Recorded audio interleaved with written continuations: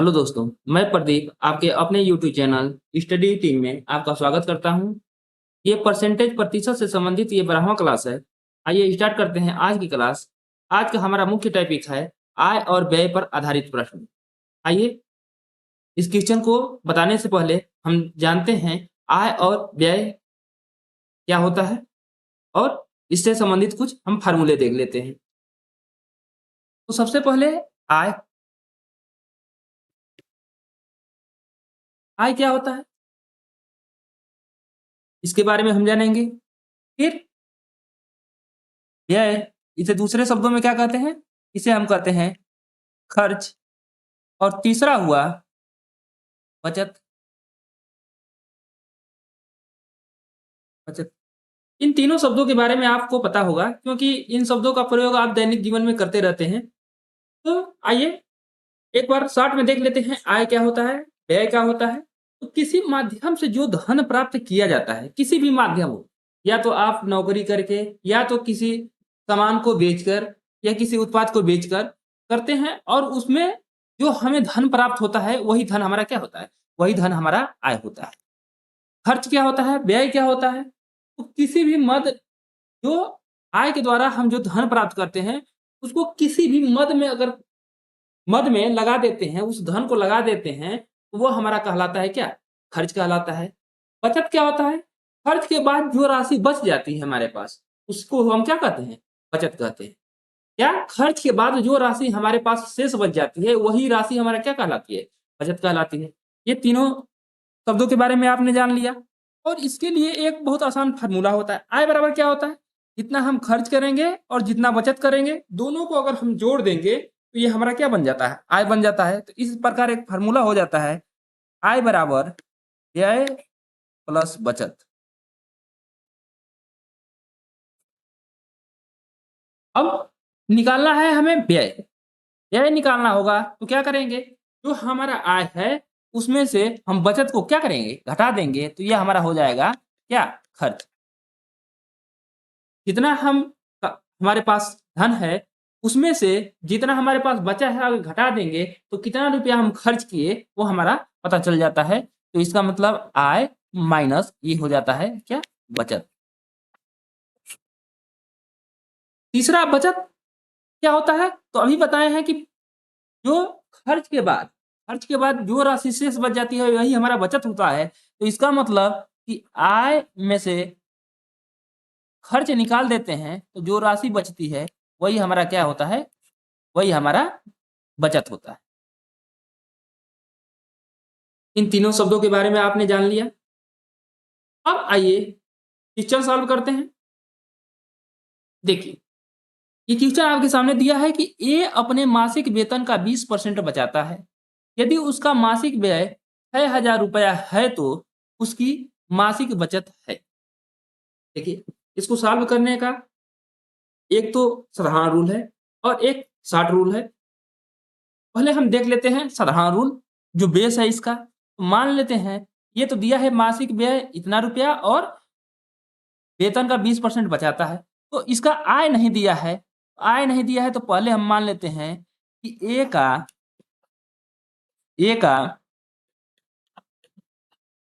मासिक आय, मासिक आय मान लेते हैं क्या? ए का मासिक आय हम मान लेते हैं एक्स। क्या मान लिए? ए का मासिक आय हमने मान लिया एक्स। ये बात आपको समझ में आ गई। अब क्या कह रहा है? ए अपने मासिक वेतन का 20% बचाता है। बचाता है अर्थात बचत। बचत कितना करता है? तो जो मासिक आय है, ये मासिक आय एक्स है। यहाँ एक्स का मतलब होता है गुणा 20% का मतलब कि 20 बटा में। इसका मतलब ये इसको शॉर्ट आउट करेंगे तो ये हो जाएगा एक्स बटा में 5। ये क्या है? इतना रुपया वो बचाता है। ये आपको समझ में आ गया होगा। अब देखिए, अब यहाँ अगर हम निकालेंगे क्या? हम निकालेंगे खर्च या व्यय। व्यय बराबर क्या होता है? तो व्यय बराबर होता है आय माइनस बचत। तो यहाँ आय कितना हो गया? तो आय x माने हैं, बचत कितना हो गया? x बटा में 5। और यहाँ देखिए मासिक व्यय इसका दिया है, कितना दिया है मासिक व्यय? व्यय दिया है, कितना दिया है? तो 6000 दिया है। तो हम इसके स्थान पे हम लिख देते हैं 6000 व्यय। चालू करेंगे तो क्या होगा? 5 कम 5 1 घटेगा, 4x बटा में ये हो जाएगा आपका 5 बराबर 6। यहाँ निकालेंगे तो ये क्या हो जाएगा? 4x बराबर, यहाँ तिरिय गुणा कर दें तो ये क्या हो जाएगा? 30,000। अब x बराबर निकालेंगे तो यहाँ क्या आएगा? 30,000 बटा में 4 भाग करेंगे, 4 सत्ते 28, 4 पचे 20, ये डबल जीरो। x का मान आ गया कितना? 7,500 रुपया आ गया। किसका है? x का मान। x हम माने क्या थे? उसका मासिक आय माने थे, तो ये मासिक आय आ गया हमारा 7,500। लेकिन यहाँ देखिए क्वेश्चन में हमसे पूछा क्या है? पूछ रहा है हमसे मासिक बचत कितना होगा। तो बचत तो यही हमने निकाला है, ये बचत है कितना? x बटा में 5। तो यहाँ लिख देंगे बचत बराबर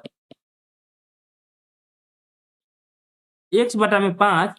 x का मान यहाँ कितना है? तो x का मान है 7,500 बटा में 5 है, तो 5 कर लेंगे, यहाँ कटाएंगे, 5 कम 5, 5 पचे 25 और डबल जीरो। x का मान कितना, बचत कितना आ गया? तो ये आ गया आपका 1500 रुपया बचत। अतः विकल्प नंबर ए हमारा क्या हो जाएगा? राइट आंसर हो जाएगा। ये क्या रहा? ये तो हमारा रहा साधारण रूल। अब आते हैं हम शॉर्ट ट्रिक पे।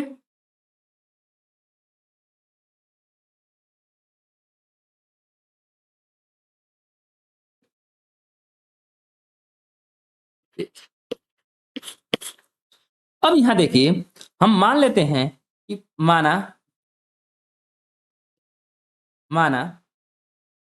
ए का मासिक, ए का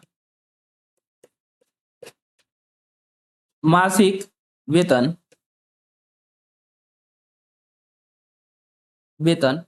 हम यहाँ मान लेते हैं कि 100% है। क्या मान लेते हैं? ए का हम मासिक वेतन मान लेते हैं, परसेंटेज में ही मान लेते हैं कि 100% है। बचत दे रहा है कितना? यहाँ बचत दे रहा है 20%। बचत हो गया आपका 20%। अब यहाँ व्यय निकाल लेंगे तो व्यय कितना होगा? यहाँ व्यय निकालेंगे तो ये क्या होगा? आय माइनस बचत। तो इसका मतलब क्या हो जाएगा? ये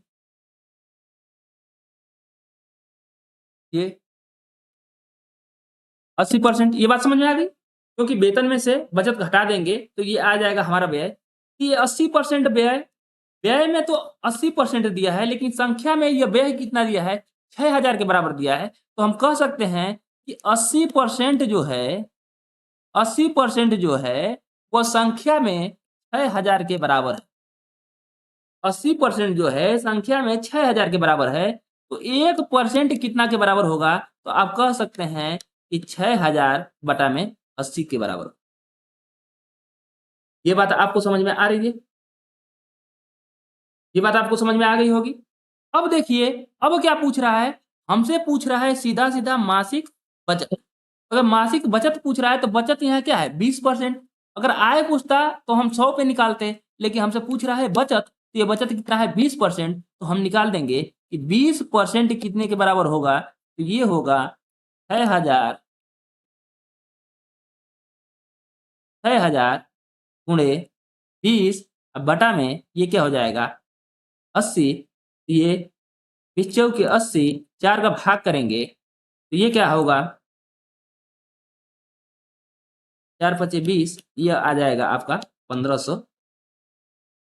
ये 20% क्या था? ये हमारा बचत था, इसमें बचत ही पूछा था। अतः विकल्प नंबर ए हमारा क्या हो जाएगा? राइट आंसर हो जाएगा। देखिए जो हम अभी समझाने के लिए, बताने के लिए बहुत स्लो चल रहे हैं, तो ये क्या है? बताने का प्रक्रिया स्लो है, ना कि इसको सॉल्व करने का मेथड स्लो है।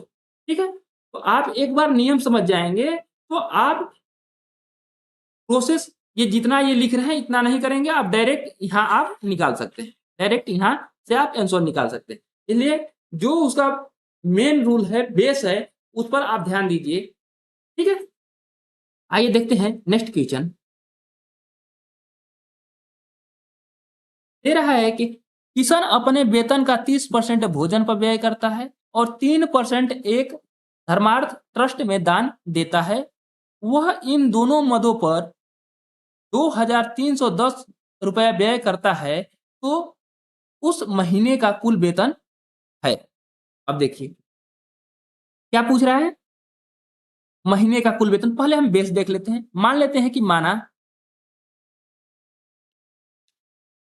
माना किशन का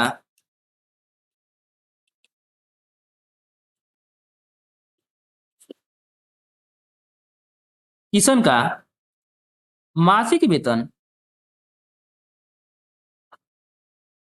मासिक वेतन मतलब आय, ठीक है, वेतन या इसे आय भी कर सकते हैं। ये है आपका 100 रुपये। ठीक है, अब क्या कर रहा है, कर रहा है कि वेतन का 30% भोजन पर। अब यहां लिख देते हैं भोजन पर व्यय, भोजन पर व्यय क्या कर रहा है, तो पूरा उसका वेतन का, वेतन 100 रुपया है, उसी का 30% करता है, तो 30 बटा में हम 100 लिख देते हैं। कितना रुपया ये क्या करता है, कितना रुपया आप खर्च करता है भोजन पे। कह रहा है कि 3% एक धर्मार्थ ट्रस्ट में दान देता है। जब दान दे देता है तो उसके पास वो तो पैसा निकल जाता है। अब लिखेंगे दान पर व्यय, दान पर व्यय, दान पर कितना व्यय कर रहा है, तो ये कर रहा है वेतन का कितना परसेंट, 3%। ये हो गया 3/100। अब यहां निकाल लेते हैं कि कुल व्यय कितना हुआ, कुल व्यय निकाल लें। कुल व्यय कितना किया है, तो ये दिया है 30x/100 भोजन पे, प्लस 3x/100 ये क्या किया है दान पे। तो टोटल कितना हो जाएगा, ये हो जाएगा 33x/100 रुपया। ये क्या किया, टोटल व्यय कर दिया। अब उसके पास बचा कितना, तो इसमें बचत तो पूछ नहीं रहा है, लेकिन दिया है कि इन दोनों मदों में 2310 रुपया खर्च। दोनों मदों में मतलब कि कुल व्यय कितना किया था, तो 2310 रुपया किया था। तो यही कुल व्यय है, तो यहां हम रख सकते हैं कि 33x/100 यही कितने के बराबर है, यही बराबर है आपका 2310 के बराबर। ये बात आपको समझ में आ गई होगी।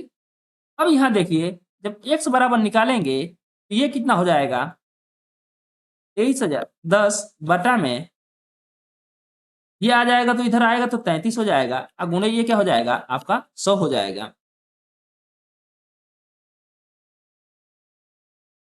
अब देखिए यहाँ 7 बार में कट जाएगा, 7 × 1 = 21, 7 × 1 = 2 23। इसका मतलब कि ये 7 बार में कैंसिल आउट हो जाएगा, तो क्या बचेगा, ये बचेगा आपका 7,000 रुपया। 7,000 रुपया ये क्या होगा, हमारा कुल वेतन होगा। हमने एक्स क्या माना था, कुल वेतन माना था, इसलिए ये टोटल कितना हो गया 7,000। अतः विकल्प नंबर 4 हमारा क्या हो जाएगा, राइट आंसर हो जाएगा। ये तो रहा हमारा क्या, साधारण रूल। अब हम देखते हैं शॉर्ट ट्रिक। देखिए यहां मान लेते हैं कि किशन का किशन का मासिक वेतन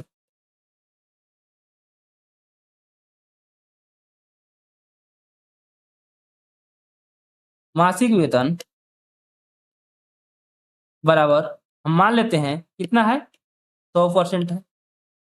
अब देखिए क्या कह रहा है कि 30% भोजन पर खर्च करता है और 3% धर्मार्थ ट्रस्ट में दान देता है। तो कुल व्यय निकाल लेते हैं, यही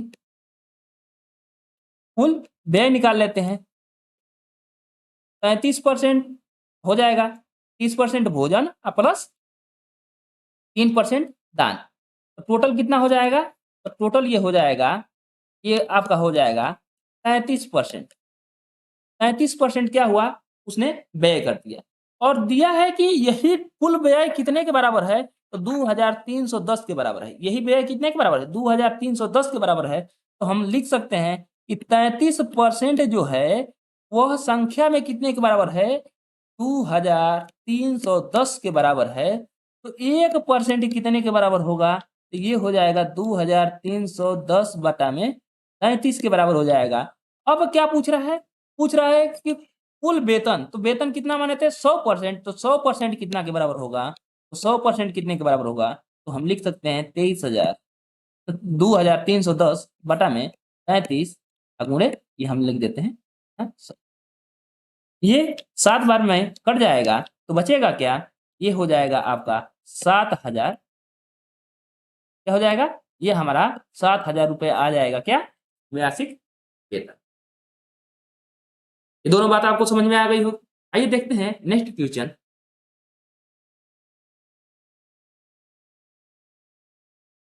दिया है कि एक आदमी अपने आय का 24% मकान के किराए पर तथा 62% अपने परिवार पर व्यय करता है तथा शेष आय की बचत करता है। यदि उसकी बचत 6,300 रुपया हो तो उसकी कुल आय है। आय नहीं दिया है तो हम मान लेते हैं, माना माना आदमी की आदमी की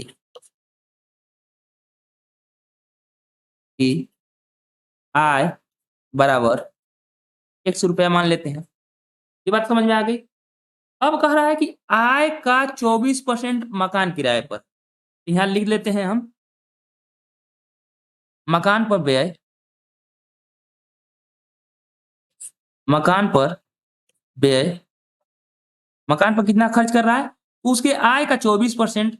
तो इसका मतलब x का 24% हो गया। ये हो गया आपका मकान पर खर्च। कह रहा है तथा 62% अपने परिवार पर व्यय करता है। परिवार पर व्यय लिख लें, परिवार पर व्यय, परिवार पर व्यय। तो परिवार पर व्यय कितना होगा? तो ये कह रहा है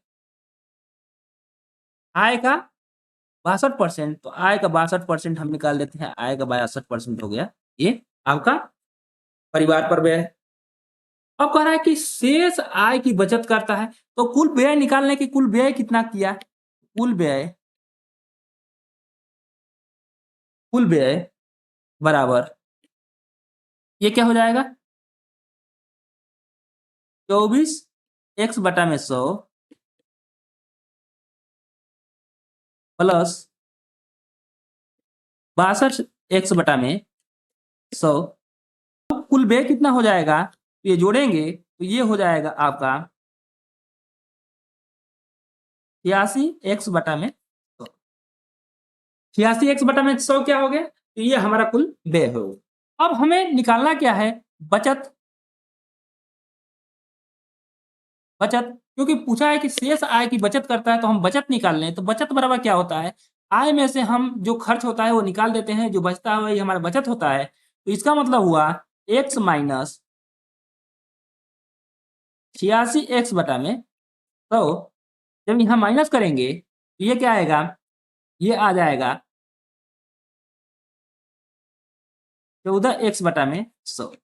ये हमारा क्या आ गया? ये आ गया हमारा बचत। और बचत क्वेश्चन में दिया है कि कितना है? तो ये दिया है 6,300। तो इसको हम लिख देंगे कि 6,300।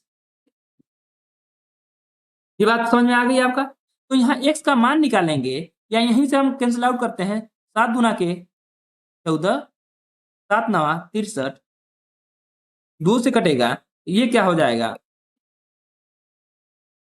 450। तो x बराबर यहाँ तिरिय गुणा हो जाएगा तो ये क्या हो जाएगा? x का मान, x का मान हो जाएगा 45,000। x का मान कितना आ गया? 45,000 रुपए। अतः विकल्प नंबर सी हमारा क्या हो जाएगा? राइट आंसर हो जाएगा। अब देखिए ये तो रहा हमारा क्या? बेस। अब देखिए हम देखते हैं इसको 60 में हम कैसे सॉल्व करेंगे। मान लेते हैं कि आय कितना है, आय मान लेते हैं ये हमारा 100% है। अब निकाल लेते हैं हम व्यय, कुल व्यय, क्योंकि व्यय व्यय का मतलब कि हम निकाल लेते हैं यहाँ कुल व्यय, कुल व्यय निकाल लेते हैं। तो 24% मकान पर खर्च करता है और प्लस क्या करता है 62% जो है वह परिवार पर खर्च करता है। तो टोटल हो गया आपका 82% टोटल खर्च। टोटल खर्च कितना हो गया, तो ये हो गया हमारा 86%। अब देखिए बचत निकालेंगे यहाँ, तो बचत बराबर क्या होगा, बचत बराबर आय 100% है माइनस व्यय 86% है। तो इसका मतलब कि बचत आ गया आपका 14% बचत हो गया। यही जो 14% है संख्या में, वह क्वेश्चन में दिया है बचत कितने के बराबर 63, अर्थात 6300। तो इसका मतलब कि यही जो 14% जो है वह संख्या में 14% संख्या में कितने के बराबर है, तो 6300 के बराबर। तो 1% कितने के बराबर होगा, तो 1% बराबर होगा 6300 बटा में 14 के बराबर होगा। तो 100% कितने के बराबर होगा, तो यहाँ हम 100% निकाल देंगे। तो 100% कितने के बराबर होगा, तो 6300 बटा में 14 अगुणे 100। यहाँ देखिए एक 7 गुना के 14, 7 नवा 63, यहाँ 2 से कटेगा, ये क्या होगा 45,000 रुपए। यही हमारा क्या हो जाएगा, यही हमारा आंसर हो जाएगा। अतः विकल्प नंबर सी हमारा क्या हो गया, राइट आंसर हो गया। अब आइए देखते हैं नेक्स्ट क्वेश्चन। यह है 2500 लोगों में से केवल 60% में बचत करने की आदत पाई गई। यदि उनमें से 30% बैंक में बचत करते हों, 32% डाकघर में और शेष शेयरों में, तो शेयरधारकों की कुल संख्या कितनी है। तो आइए पहले इसको साधारण रूप से देख लेते हैं। तो कह रहा है कि 2500 लोगों में से केवल 60% लोग ही क्या कर रहे हैं, बचत कर रहे हैं। तो हम यहाँ निकाल लेते हैं बचत करने वालों की कुल संख्या, क्या निकाल लेते हैं बचत करने वालों की कुल संख्या।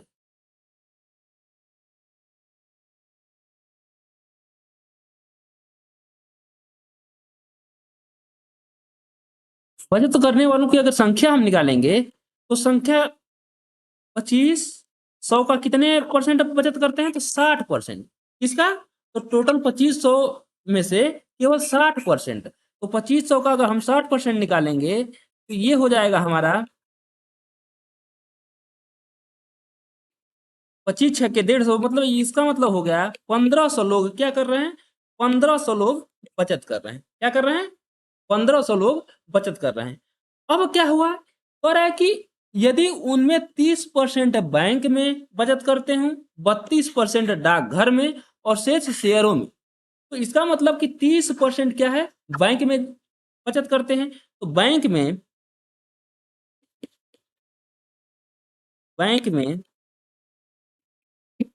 बचत करने वालों की संख्या,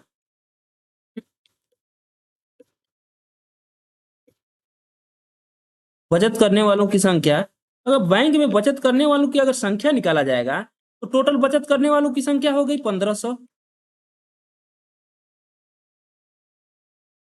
1500 उनमें से कितना परसेंट, तो 30%। इसी का हम 30% निकाल देंगे।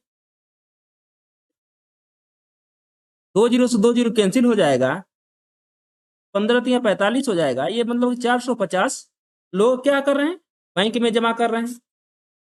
बैंक में जमा कितने लोग कर रहे हैं, बचत कर रहे हैं 450 लोग। फिर कह रहा है कि 32% किसमें बचत कर रहे हैं, तो डाकघर में। तो यहाँ लिख दे रहे हैं कि डाकघरों में बचत करने वालों की संख्या।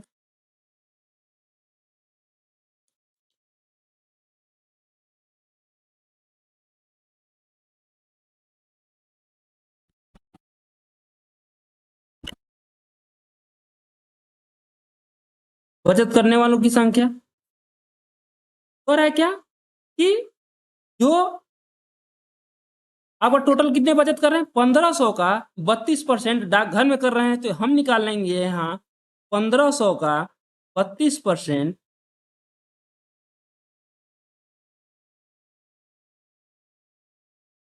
15 दूना के 30, 15 तिया 45, 3 48। इसका मतलब 480 ये क्या कर रहे हैं? ये कर रहे हैं डाकघरों में। क्या कर रहे हैं? ये डाकघरों में बचत कर रहे हैं। अब देखिए कह रहा है कि शेष जो अब बचे हुए हैं शेष शेयरों में बचत करते हैं। तो अब यहां लिख देते हैं कि शेयरों में बचत करने वालों की संख्या, शेयरों में बचत करने वालों की संख्या, शेयरों में बचत करने वालों की संख्या कितनी हो जाएगी? अब यहां देखिए टोटल कितने हैं बचत करने वाले? टोटल लोग हैं 1500। उनमें से 450 लोग बैंक में, 450 लोग बैंक में, और क्या कर रहे हैं इसी में 480, 480 जो हैं वो क्या कर रहे हैं? वो कर रहे हैं आपके डाकघरों में। अब 1500 में 450 तो बैंक वाले निकल गए और 480 निकल गए क्या? डाकघरों वाले बचत निकल जाते। अब बचेंगे कितने? तो अब बचेंगे आपका 1500, ये हो जाएगा 930 बराबर ये क्या हो जाएगा? 570। तो जो 570 बचे हुए हैं वह किस में शेयर करेंगे? तो वह शेयरों में बचत करेंगे। अब जो शेयर में बचत कर रहे हैं वही शेयर धारक होते हैं, यही शेयर धारकों की संख्या।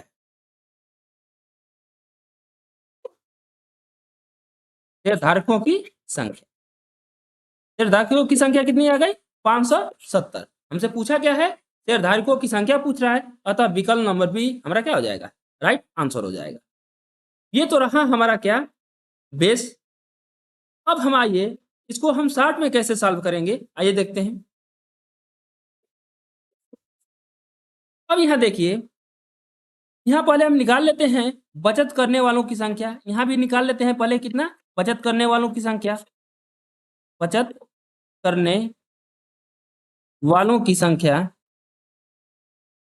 मतलब कुल कितना बचत कर रहे हैं लोग, उनकी संख्या निकाल लेते हैं। तो टोटल 2500 लोग हैं, उनमें से केवल 60% ही बचत कर रहे हैं। तो इसका मतलब कि 2500 का 60% कितना हो जाएगा? ये हो जाएगा आपका 1500 लोग। 1500 लोगों में क्या है? बचत करने की आदत पाई गई है। ठीक है, 1500 लोग में बचत करने की आदत पाई गई है। अब ये कहाँ कहाँ बचत कर रहे हैं तो हम यही लिख लेते हैं डायरेक्ट, बैंक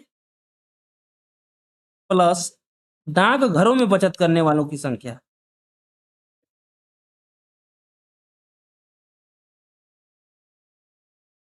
डाक घरों में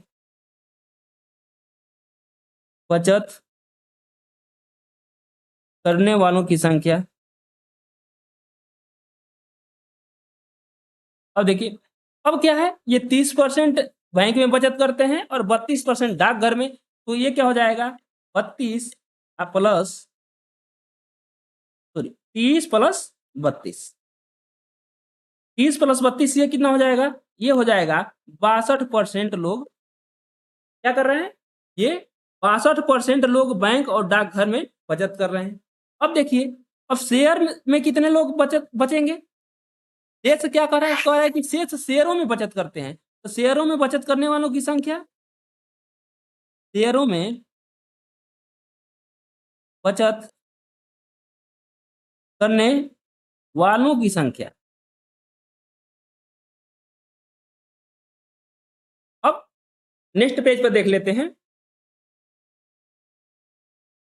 शेयरों में बचत करने वालों की संख्या कितनी हो जाएगी? तो टोटल कितना होता है? टोटल अपने आप में 100% होता है। तो 100% होता है, उसमें से निकल जाएगा कितना? 62%, क्योंकि 62% बैंक और डाकघर में मिलकर करते हैं। तो अब बचेगा कितना?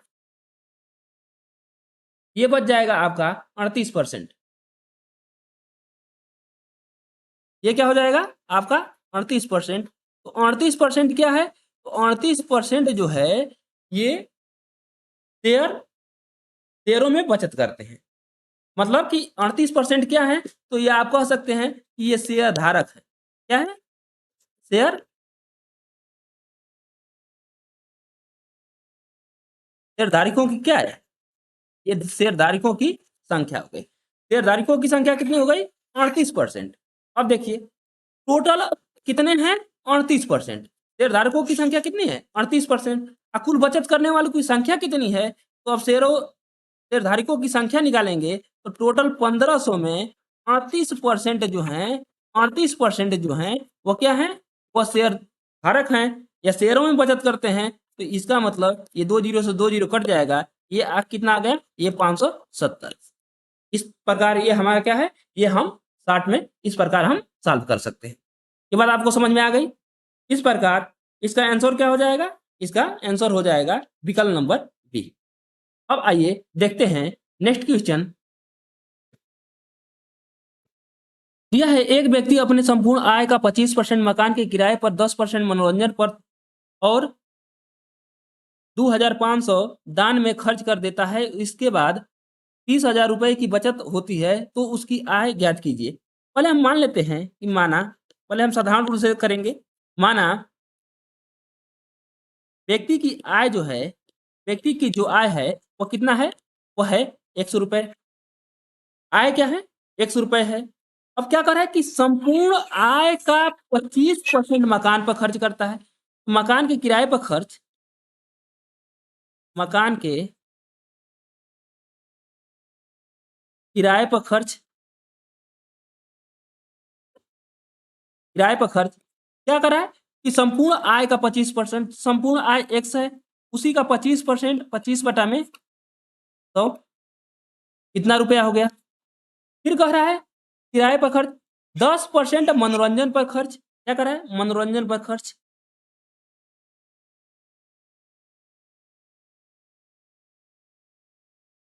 मनोरंजन पर खर्च कितना हो जाएगा? कह रहा है कि आय का कितना है?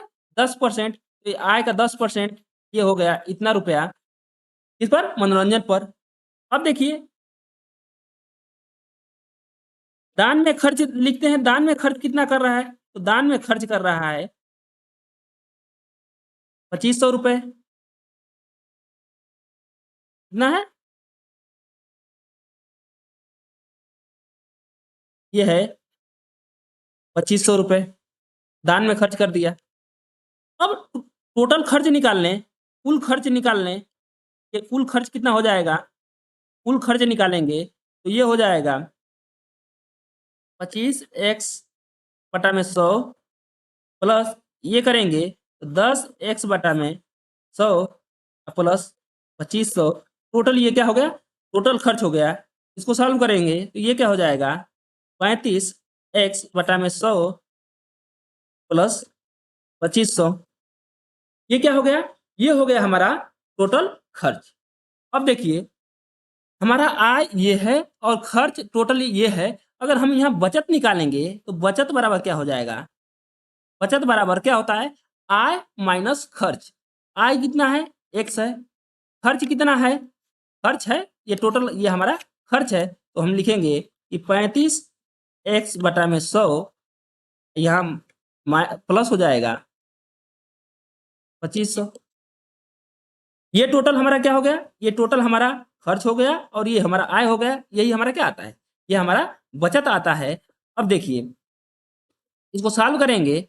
x माइनस बटा में ये 100 हो जाएगा। यहाँ प्लस है तो क्या हो जाएगा? माइनस हो जाएगा। ये हो गया हमारा, ये हो गया हमारा क्या? बचत। और यही बचत हमारा दिया कितना है? यही बचत दिया है हमारा कितने के बराबर? तो ये दिया है हमारा 30,000 के बराबर। 30,000 के बराबर दिया है हमारा बचत। अब हम इसको सॉल्व कर लेते हैं। जो सॉल्व कर रहे हैं तो सॉल्व करेंगे तो क्या हो जाएगा? ये हो जाएगा हमारा 100x माइनस ये हो जाएगा 35x बटा में 100 माइनस ये क्या हो जाएगा? ये हो जाएगा 2500 बराबर ये इधर कितना आएगा? ये आएगा आपका 30,000। ये बात आपको समझ में आ गई? अब यहाँ हम सॉल्व करेंगे तो ये क्या हो जाएगा? यहाँ हो जाएगा आपका 65x बटा में 100 अब देखिए यहाँ माइनस है, इधर जाएगा तो क्या हो जाएगा, ये प्लस हो जाएगा, तो इसका मतलब हो जाएगा 32,500। इधर सॉल्व किए तो ये माइनस है, तो इधर जाएगा तो प्लस हो जाएगा, तो इसमें 30,000 में जुड़ेगा 2500, तो ये क्या हो जाएगा 32,500। यहाँ से हम x का मान निकालेंगे, x का मान निकालेंगे तो कितना हो जाएगा, ये इधर जाएगा तो गुना हो जाएगा, ये 100 हो जाएगा, बटा में कितना हो जाएगा, ये हो जाएगा 65, 65 से कट जाएगा कितने बार में, 5 बार में, ये कितना हो जाएगा, ये आ जाएगा आपका 50,000 रुपये। 50,000 रुपये क्या आ गया, इसका आय आ गया। हमसे क्वेश्चन में पूछ क्या रहा है, हमसे क्वेश्चन में पूछ रहा है उसकी आय, तो यही हो गया विकल्प नंबर ए हमारा राइट आंसर। ये तो रहा हमारा क्या, ये तो रहा हमारा बेस।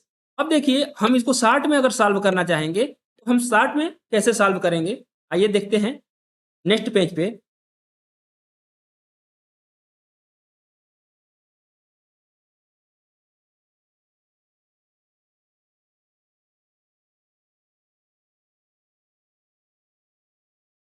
मान लेते हैं कि माना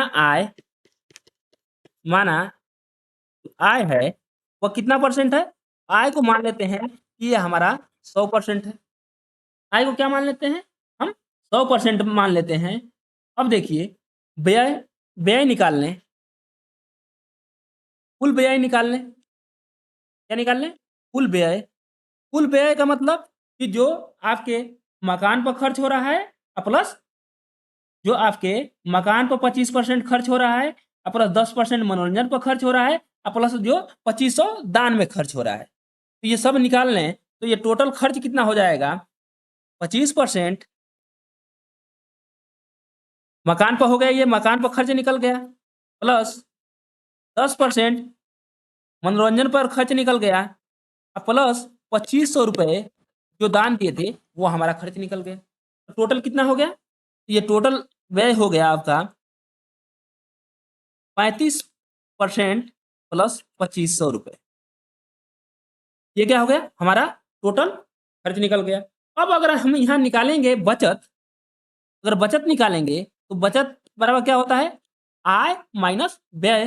तो यहाँ आय कितना है 100% माइनस व्यय कितना हो गया 35%, 35% माइनस प्लस ये पूरा हम अभी खर्च लिख देते हैं, ये हो गया 2500।